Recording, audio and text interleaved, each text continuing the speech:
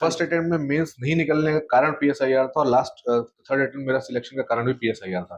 तो इस बीच में जो डिफिकल्ट क्यों है मींस 3 घंटे में कंप्लीट करना इसलिए भी डिफिकल्ट है क्योंकि आपको उसी 3 घंटे में एक जो 10 मार्कर लिखना है वो आपको 5-6 मिनट में लिखना है, और जो 15 मार्कर लिखना है आपको वो 8-9-10 मिनट में लिखना है। उसी में आपको डिमांड समझना है, उसी में अपना आंसर फ्रेम करना है, उसी में पॉइंट्स निकालने हैं, उसी में इंट्रो, बॉडी, कंक्लूजन सब बनाना है। Hi everyone, welcome to Studency podcast. ये टॉपर की चल रही है यूपीएससी 2024 में जो लिस्ट में आया है। मेरे साथ हैं देवांग सर, जिनकी 228 रैंक आई है। मीडियम इंग्लिश है। रिजल्ट आप देख रहे हैं हिंदी का काफी कम है, इस पे भी बात करेंगे। और साथ ही जो इंग्लिश मीडियम के एस्पिरेंट है उनके लिए कंप्लीट मैं रोड मैप इसमें कवर कर लूंगा। सर ऑलरेडी सेलेक्टेड हैं 2023 के रिजल्ट में, तो काफी शानदार ये सीरीज होने वाली है। और मैं वही क्वेश्चन पूछता हूँ जो आपके डाउट होते हैं, तो कोई भी अगर डाउट होगा कमेंट कर देना। सर सबसे पहले स्वागत है चैनल पे आपका, thank you so much, thank you. मेरे और हमारी ऑडियंस की तरफ से। सर आप एक बार अपने बारे में जानकारी दें। मेरा नाम जैसा आपने बताया देवांश मोहन द्विवेदी है। मैं उत्तर प्रदेश के प्रयागराज का रहने वाला हूँ। मेरी स्कूलिंग, मेरा कॉलेज सब कुछ प्रयागराज से हुआ है। और मैं ऑलरेडी आईआरएस कस्टम्स में हूँ, और इस बार मेरी 228वीं रैंक है। सर पिछले अटेम्प्ट कितने रहे आपके? मेरा ये फोर्थ अटेम्प्ट था, जी। मतलब ये अभी तक मैंने 4 अटेम्प्ट दिए हैं। ठीक है, जिसमें आपका लास्ट में सिलेक्शन हुआ था। पिछले सर उससे क्या रैंक प्री वगैरह निकला था या फिर? हाँ, मेरा लास्ट फर्स्ट में अटेम्प्ट में प्रीलिम्स निकला था, मेंस नहीं हुआ था। हम्म सेकंड में प्रीलिम्स नहीं हुआ, थर्ड में मुझे आईआरएस अलॉट हुआ था, और ये फोर्थ अटेम्प्ट था। ओके सर, आपका बैकग्राउंड क्या रहा है, एजुकेशन वगैरह, आपके फैमिली बैकग्राउंड क्या रहा है? अच्छा, मैं एजुकेशन में मेरी स्कूलिंग हुई है वहाँ पे एक नैनी मिक्स स्कूल है, बेथनी कॉन्वेंट स्कूल प्रयागराज से ही। हाँ। और मैंने ग्रेजुएशन में बीटेक किया है इलेक्ट्रॉनिक्स एंड कम्युनिकेशन इंजीनियरिंग में। और फिर उसके बाद मैंने सिविल सेवा की परीक्षा शुरू की, तैयारी शुरू की सिविल सेवा परीक्षाओं के लिए, और धीरे धीरे फिर इसमें आ गया। फिर कैसा रहा सर सफर? सफर थोड़ा लंबा रहा, बट अच्छा था, मतलब एंजॉयबल जर्नी है। प्रिपरेशन तो हमेशा एंजॉय किया, कभी उस चीज का लोड नहीं लिया। ठीक है, आपकी सर स्ट्रैटेजी से पहले आते हैं। आपने अभी ट्रेनिंग वगैरह आपकी चल रही होगी, हाँ तो हाँ ट्रेनिंग के टाइम में भी आप अपनी रैंक इंप्रूव कर लिए। हाँ कितना हाँ। टाइम मिल रहा था आपको? देखिए, ट्रेनिंग से तो मैंने खैर ईओएल ले लिया था, मेंस तो ट्रेनिंग ज्वाइन करने से पहले ही हो गया था, हम्म। और इंटरव्यू अभी हुआ था। तो टाइम तो पूरा ही दिया था, जितना टाइम था बच रहा था वो पढ़ाई के लिए ही दिया। ओके सर, आपकी जीएस 1, 2, 3, 4 और एथिक्स, आपके ऐसे के कंप्लीट रिसोर्स क्या रहे हैं? जीएस 1 में मैंने पहले कोशिश की कि हर सब्जेक्ट का टॉपिक है मैं अपना खुद से नोट्स बनाऊं मेंस के लिए खास तौर से। तो जीएस 1 का नोट्स बनाया, जीएस 2, जीएस 3, जीएस 4 का बनाया। बट जो मेरा पिछला वाला अटेम्प्ट था, जिसमें मुझे आईआरएस अलॉट हुआ, उसमें थोड़ा सा रैंक नीचे आने का कारण ऐसे था। ऐसे में जब मैंने फर्स्ट मेंस लिखा था उसमें मेरे 128 थे, और उसमें थर्ड अटेम्प्ट में सीधे 40 नंबर का ड्रॉप हुआ और 88 मार्क्स आए। तो ऐसे के लिए खास तौर से मैंने फिर कुछ मेंटर्स ढूंढने शुरू किए कि जो मेरा स्कोर कुछ इम्प्रूव करा दे, क्योंकि मुझे उस बार भी अगर 20-25 नंबर और मिल जाते तो शायद मैं आईएएस में जाता। तो फिर मैंने टीचर्स देखे, तो मैंने कई जगह ज्वाइन किया, और उसमें एक सर है रियासत सर, उनके पास भी गया। तो उन्होंने काफी अच्छा मोटिवेट किया, काफी अच्छा गाइड किया, और अच्छा कंटेंट प्रोवाइड किया ऐसे के लिए। और जैसा आपने पूछा कि ऑप्शनल के रिगार्डिंग भी पूछा, तो ऑप्शनल जीएस 1, 2, 3 के रिसोर्स। हाँ, तो GS 1, 2, 3, 4 का रिसोर्स यही था। मैंने अलग अलग रिसोर्सेज पढ़े, जो पहले के टॉपर्स थे उनकी स्ट्रेटजी देखी, उन्होंने क्या रिसोर्स रेफर किए हैं। कुछ कॉमन रिसोर्सेज हैं जो सब रेफर करते हैं, वो रेफर किया, खुद के नोट्स बनाए, और मैक्सिमम आंसर राइटिंग की। जो आपकी स्टैंडर्ड बुक होती है और एनसीईआरटी होती है, आपने उनको पहली अटेम्प्ट में कर लिया था या फिर अभी भी पढ़ा था उनको? नहीं, एनसीईआरटीज तो मैंने फर्स्ट अटेम्प्ट से ही कर लिया था, स्टैंडर्ड बुक्स भी फर्स्ट अटेम्प्ट में किया था, अच्छे से किया था, इसीलिए प्रीलिम्स उस बार क्वालिफाई हुआ। बट मेंस प्रिपेयर्ड उस टाइम पे नहीं था। मेंस की सही से प्रिपरेशन मैंने सेकंड अटेम्प्ट के बाद शुरू की। ओके, आपने बोला कि आपने मेंटरशिप की थी रियासत अली सर के, मैंने नाम सुना है वैसे। हाँ करोल बाग में आई थिंक वो कराते हैं। तो आपने कोचिंग भी लिया था क्या, फाउंडेशन कहीं किसी कोचिंग से? फाउंडेशन प्रॉपर तो नहीं किया था, बट मटेरियल्स तो जैसे सब रेफर करते हैं, तो कई जगहों के मटेरियल रेफर किए थे। अच्छा, आप यूपीएससी के प्रिपरेशन में मेंटरशिप का रोल क्या समझते हैं? कैसा, क्या एक बिगिनर को भी मेंटरशिप लेना चाहिए, या पहले बेसिक क्लियर कर लो आप फिर मेंटरशिप लो, या फिर फाउंडेशन की तरफ जा सकते हो? मेंटरशिप को कैसे देखते हैं आप? देखिए, दो चीजें हैं। अगर आपका कॉन्सेप्ट क्लियर नहीं, सपोज आप ऐसे बैकग्राउंड से आते हैं जहाँ पे आप आर्ट्स आपने नहीं पढ़ा है, कभी सब्जेक्ट स्कूल में आपने प्रॉपरली नहीं पढ़ा, और आपको लगता है कि मेरा फाउंडेशन वीक है, तो फाउंडेशन कोर्स के लिए जा सकते हैं, पर्सनल चॉइस होगा। और मेंटरशिप का रोल ये होता है कि फाउंडेशन कोर्स तो आपने कर लिया, उसके बाद मेंटर आपके पास ऐसा होना चाहिए जो आपको डेडिकेटेडली गाइड करे। वो कोई भी हो सकता है, आपका फ्रेंड हो सकता है, कोई टीचर हो सकता है, कोई ऐसा व्यक्ति अगर आपके फैमिली में है जो ऑलरेडी सर्विस में है, वो अगर आपको मेंटर कर सकता है, आपकी छोटी छोटी गलतियां बता सकता है, बिल्कुल। बैठा करके पेपर आपको सॉल्व कर सकता है, अपने एक्सपीरियंसेस शेयर कर सकता है, तो वो बेस्ट है। तो वो पर्सनल चॉइस है, मतलब आपके ऊपर डिपेंड करता कितनी खुशी सर सेकंड बार सिलेक्शन हुई है है। या फिर वो नहीं, खुशी नो डाउट है, अच्छा है, बट थोड़ा और इम्प्रूव हो तो और अच्छा लगेगा। क्या उम्मीद लग रहा है कि आईपीएस हाँ, इस फिक्स बार है? आईपीएस के तो चांसेस हैं, हाई चांसेस हैं कि मिल जाना चाहिए। ओके, कोई ऐसा सब्जेक्ट जो कि लगता है कि ये मेरे से थोड़ा-सा कठिन लग रहा है, इसमें थोड़ा एफर्ट मुझे ज़्यादा लगाना पड़ रहा है या फिर कोई ऐसा सब्जेक्ट जो कि बहुत स्ट्रेंथ जिसमें आपकी हो? देखिए, पहले तो ये था कि जैसे ऑप्शनल मैंने पीएसआईआर लिया, पॉलिटिकल हाँ। साइंस, हुँ, तो क्योंकि पहले कभी नहीं पढ़ा था, तो शुरू में उसमें थोड़ा एफर्ट ज्यादा लगाना पड़ा चीजों को करने के लिए। हुँ। रहा जीएस का सवाल, तो उसमें जैसे सबको डिफिकल्ट लगता है इकोनॉमी, तो इकोनॉमी एक ऐसा सेक्शन था जो थोड़ा डिफिकल्ट लगता था पढ़ते ओके, ऊपर से इंजीनियरिंग बैकग्राउंड समय। सारे सारे सब्जेक्ट ही एकदम हाँ, अलग थे सारे आपके अलग लिए। थे और यहाँ पे भी सारे अलग तरह से पढ़ना पड़ता है।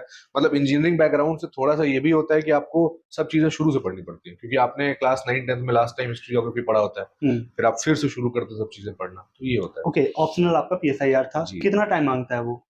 देखिए, ऑप्शनल तो टाइम मांगता है, क्योंकि ऑप्शनल की इन डेप्थ स्टडी, मैंने पीएसआईआर जब लिया था तो मैंने थोड़ा धोखे में ले लिया था, इसका सिलेबस इजीली कवर हो जाता होगा, पहले बट से वो था आपका या बीच में स्विच भी किया था नहीं, आपने? पहले से पहले से? वही था। ओके, तो पहले फर्स्ट से। अटेम्प्ट में मेंस नहीं निकलने का कारण पीएसआईआर था, और लास्ट थर्ड अटेम्प्ट मेरा सिलेक्शन का कारण भी पीएसआईआर था।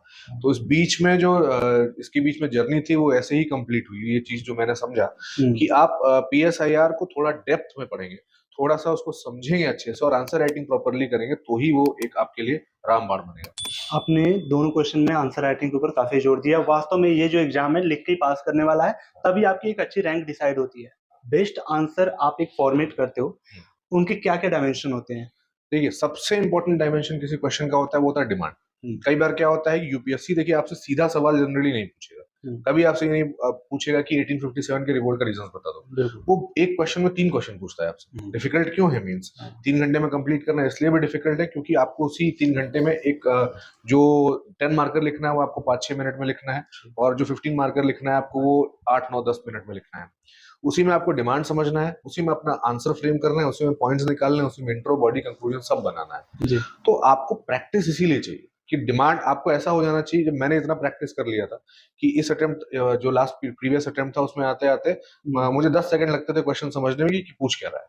तो आपको वो नजर डेवलप करनी है, ये क्वेश्चन देखते ये ही। इस अटेम्प्ट में इतना कॉन्फिडेंस आया था कि लास्ट 2 लास्ट पिछ वाले प्रीवियस ईयर में भी था। हुँ, इस बार तो क्योंकि इस बार टाइम भी कम था, सिलेक्शन होने के हाँ। बाद तो पढ़ने का एक बार मन भी नहीं करता है। उठाने का भी मैंने वही तो वो था कि वो जब उतना डेवलप कर लिया था पीछे से, हाँ, तो उसने काफी हेल्प किया।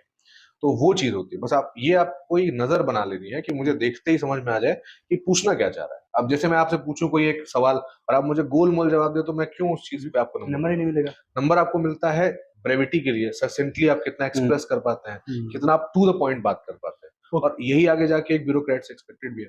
नो डाउट सर, बिल्कुल। सर सेम स्टैंडर्ड बुक सारे लोग पढ़ते हैं, सेम एनसीईआरटी सारे लोग पढ़ते हैं। वही पढ़ के आप अपने आंसर को लिखते हैं। आपको एक अच्छा न नंबर तभी मिलेगा जब आपकी कॉपी थोड़ी अच्छी हो या वैल्यू एडिशन आपका हो, ठीक है? बिल्कुल। वो सारी चीज़। तो वैल्यू एडिशन के लिए क्या-क्या किया था आपने? वैल्यू क्या एडि रिसोर्स थे आपके? हाँ, वैल्यू एडिशन के लिए मैंने 2-3 काम किए थे। पहला तो जैसे न्यूज़पेपर है। हाँ, न्यूज़पेपर को मैंने सिलेबस के हिसाब से पढ़ा। हुँ, जैसे मुझे कोई टॉपिक दिखा कि सिलेबस के टॉपिक से ये चीज़ लिंक हो सकती है। हुँ, मैंने वो न्यूज़ आर्टिकल वहाँ से उठा करके अपने नोट्स में सीधा उठा के पेस्ट कर दिया। ओके। फिर कुछ और मटेरियल्स उठा लिए मार्केट से, जिसमें वैल्यू एडिशन मेंस के टाइम में काफ़ी सारे आ जाते हैं। हुँ, जिसमें कुछ डेटा फैक्ट वाले होते हैं, कुछ ऐसा एग्जाम्पल टाइप का आ गया।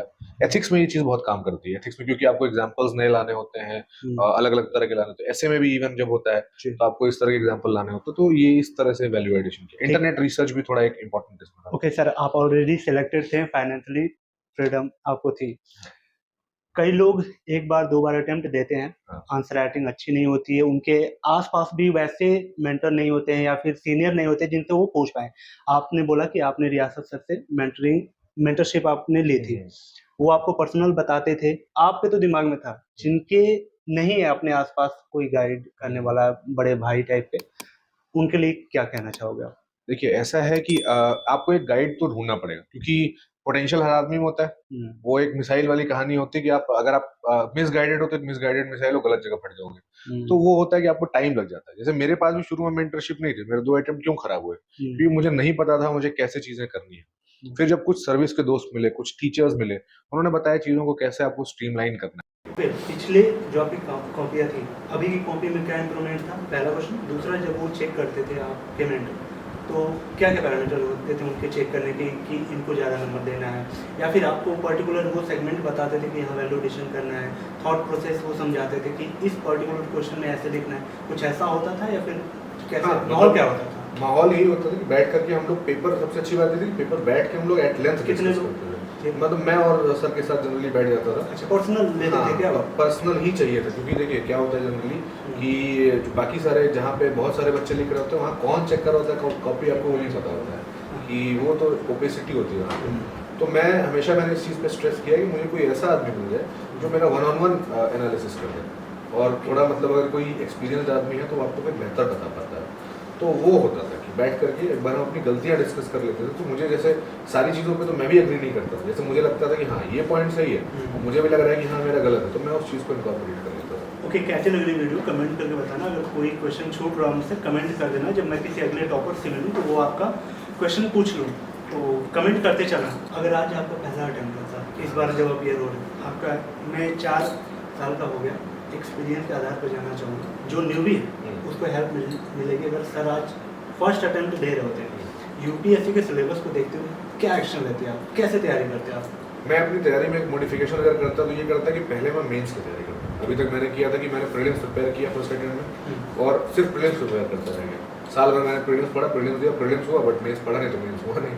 बट एग्जामिनेशन में आपकी जो रैंक डिसाइड होती है वो मेन से डिसाइड होगी, जो सर्विस डिसाइड होगी वो आपकी मेन से डिसाइड होगी। इसलिए आपको मेंस की प्रिपरेशन पे अच्छा फोकस करना है। प्रीलिम्स आप 3 महीने 4 महीने में कर सकते हैं, और इतना डाइसी है प्रीलिम्स कि आप 1 साल भी पढ़ेंगे तो हो सकता है ना हो, बट मेंस के लिए आप प्रिपेयर्ड रहिए कि जिस दिन आपका प्रीलिम्स निकलता है उस दिन आप फाइनल लिस्ट में आ जाए। तो मेंस के लिए प्रिपेयर होना मतलब कि स्टार्टिंग से आंसर राइटिंग करने लगेगा? नहीं, फर्स्ट डे से आंसर राइटिंग नहीं करना है। पहले आपको अपने कॉन्सेप्ट बनाने हैं, अपने नोट्स बनाने हैं, फिर उसके बाद आपको आंसर राइटिंग। एनसीईआरटी और आप स्टैंडर्ड बुक पहले पढ़िए। हाँ, एनसीईआरटी पढ़िए, स्टैंडर्ड बुक्स पढ़िए, और बाकी रिसोर्सेज को मिला के अपने नोट्स बनाइए टॉपिक वाइज। हर टॉपिक के आपके पास नोट्स होने चाहिए 200-250 शब्द के आंसर लिखने के हिसाब से। फिर आप लिखना शुरू करें, तो आप तो कुछ भी लिखेंगे इस तरह से, तो वो फिर वो मतलब waste of time and energy है। कई सारे डाउट हैं, एस्पिरेंट की तरफ से मैं आपसे पूछना चाहूँगा कि स्टार्टिंग में आप एनसीईआरटी स्टैंडर्ड बुक पढ़ते हैं, उससे पढ़ें या फिर किसी कोचिंग के मैं नोट्स ले लूँ जिसमें कि उनकी एक्सपर्ट टीम जो होती है वो पीवाईक्यू को ध्यान में रखते हुए, एनसीईआरटी को ध्यान में रखते हुए, स्टैंडर्ड बुक को ध्यान में रखते हुए नोट्स बनाती है, या तो फिर मैं किसी कोचिंग में नोट्स ले लूँ, या फिर पहले अपने बेसिक इस चीज़ें को कवर कर लूँ, क्या करना चाहिए? देखिए, पहले एक बार आप एनसीईआरटी पढ़ लीजिए, क्योंकि एनसीईआरटी लिखी इतनी सिंपल लैंग्वेज और लूसिड लैंग्वेज में है कि आपको एक बार 2 बार पढ़ने को चीज़ें पता लग जाएंगी। कई बार क्या होता है, हम डायरेक्ट जाते हैं, कोई ऐसा नोट्स उठा लाते हैं जो बहुत हाई फाई लैंग्वेज में लिखा है, बहुत हाई फाई रिसोर्सेज से बना हुआ है, तो हाँ ओवरलोड हो जाते हैं उससे। तो प्रॉब्लम होती है कि आपको चीज़ें समझ में नहीं आएंगी। तो पहले बेसिक बिल्ड करो, नींव मजबूत होनी चाहिए। नींव बनेगी कैसे? एनसीईआरटी से, स्टैंडर्ड बुक से। फिर उसको आप उसके ऊपर जो मकान बनाने, जो आपको दीवारें खड़ी करनी है, वो आप रिसोर्सेज, कोचिंग के नोट से, वैल्यू एडिशन से, इन सब चीज़ों से आप कर सकते हैं। अच्छा, तो सर के पास में आप रहते थे दिल्ली में या फिर आप प्रयागराज रहते थे? नहीं, मैं आधा टाइम प्रयागराज, आधा टाइम दिल्ली रहता था। तो मोस्टली मैं आकर के यहाँ चेक करा, जब नहीं होता था तो मैं उनको कॉपीज अपने भेज देता था। कितने दिन में आप आते थे यहाँ पे, अगर यहाँ पे रहते थे तो मेंस के टाइम में तो मोस्टली यहाँ पे था मैं, तो कोशिश करता था कि हफ्ते में एक बार तो मैं कुछ आंसर्स और कुछ मतलब एक आध टेस्ट वेस्ट ऐसे का चेक करवा दूँ। अच्छा, हफ्ते में? हाँ, हफ्ते में। ओके सर, डेली रूटीन क्या रहता था आपका इस बार का, और पहले का क्या होता था, थोड़ा दोनों? डेली रूटीन देखिए ऐसा होता है कि अलग अलग टाइम पे अलग अलग होता है। एग्जाम आ जाएगा तो फिर आपके पास पढ़ने के अलावा कोई और डेली रूटीन में कोई और काम बड़ा मेजर होना नहीं चाहिए। और जब एग्जाम नहीं होता था तो फिर कुछ, जैसे मेरी हॉबी बैडमिंटन खेलना है, तो मैं और कभी कभी क्रिकेट खेल लेते थे, तो शाम को खेल लेते थे। बट अब जैसे एग्जाम आ रहा है प्रीलिम्स का भी, ये टाइम है, तो अगर मुझे अभी अगर बोला जाए कि अगर आपको 25 में देना है तो आप क्या करेंगे, ये टाइम सिर्फ पढ़ने का होना चाहिए। जितने घंटे खींच सकते हो पढ़ाई में, रिवीजन और टेस्ट, रिवीजन में, टेस्ट सीरीज में, पीवाईक्यूज में, सीसैट में। ओके, कुछ ऐसी बातें sir prelims oriented. Actually pre में कुछ ऐसे कैंडिडेट होते हैं सर जो डिजर्विंग होते हैं, वो फिल्टर हो जा रहे हैं। प्री के सब कुछ डायमेंशन आपको कि एग्जैक्ट अगर मेरे पास 30 दिन है, 40 दिन है, जब मेंस की सेपरेट करते हैं हम लोग तैयारी, उस समय से प्री को कैसे वो कवर करें?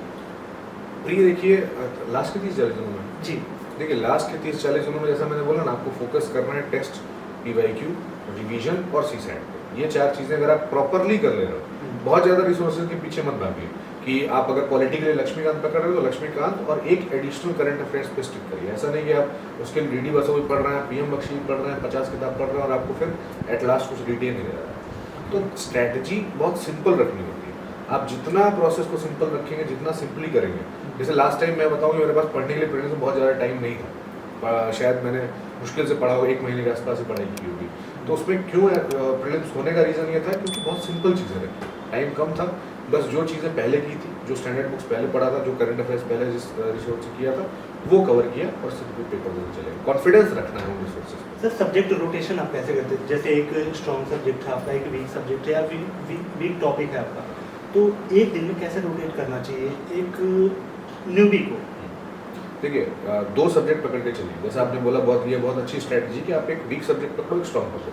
क्या होता है, जैसे सुबह का टाइम होता है, सुबह के टाइम में आप डिफिकल्ट वाला चीज़ पकड़ो जो आपको नहीं समझ में आ रहा है, तो कोशिश करो उसको ज़्यादा टाइम देने की, सुबह समझो उस चीज़ को, फिर आप जब थक जा रहे हो उसको, क्योंकि एनर्जी मांगता है वो चीज़, तो अगर आपने 3-4 घंटे उसको दिए, फिर आप लाइट वाला सब्जेक्ट पकड़ लो, उससे क्या होगा कि आप दिन भर में बोर नहीं होगे, वो सब्जेक्ट रहेगा, एक इंटरेस्टिंग वाला बाद में पढ़ लिया तो आपका फ्लो बना रहेगा नेक्स्ट डे पढ़ने के लिए। तो रोटेशन में एटलीस्ट 2 सब्जेक्ट रखो, आइडियली 3 रख सकते हो, बट बहुत ज़्यादा सब्जेक्ट नहीं रखने की जरूरत है। ओके, तो इस बात पे लाइक कर देना आप, और साथ ही अगला जो मैं पॉडकास्ट लेके आऊँगा रियासत सर का लेके आऊँगा, क्योंकि काफ़ी सर ने बताया कि हेल्प भी हुआ है। अगर इस लेवल की मेंटरशिप हो रही है तो एक बार ज़रूर पॉडकास्ट इस चैनल पे आएगा, तो चैनल को सब्सक्राइब कर लेना। तो आगे कंटिन्यू करते हैं। सर कुछ ऐसा क्वेश्चन जो आप बताना चाह रहे हो, आपके मन में दबा हो, आज खोल दीजिए। नहीं, ऐसा कोई क्वेश्चन नहीं, बट ओवरऑल यही कि कंसिस्टेंट रहना है, हार्डवर्क, मतलब इस एग्जाम में लगता है लक का भी एक इम्पॉर्टेंट फैक्टर होता है कई बार, और जिन लोगों का नहीं हुआ है मैं उनके लिए सिंपली ये चीज़ बोलना चाहूँगी, अगर आप कई बार से नहीं हो रहा तो अपनी स्ट्रैटेजी को रिविजिट करिए, हिम्मत मत हारिए, निराश मत होइए, एक बार दोबारा से सब चीज़ें उठा करके बैठिए और देखिए गलती कहाँ रह जाती है। कई बार होता है किस्मत की गलती होती है, बट उससे ज़्यादा कई बार हमारी गलती होती है। अगर सिर्फ हम ये मान के बैठ जाएं किस्मत के भरोसे करी, मेरी किस्मत तो खराब है, ये है वो है, तो हम काम पे फोकस नहीं कर पाएंगे, हमें फोकस उस चीज़ पे ही करना है। Sir thank you so much, आपने बहुत अच्छा शेयर किया अपना कंटेंट। कैसे लगे वीडियो कमेंट करके बताना, अगर कोई क्वेश्चन छूटा कमेंट कर देना, मैं अगले टॉपर से आपका प्रश्न पूछ लूँगा। Thank you so much, thank you so much.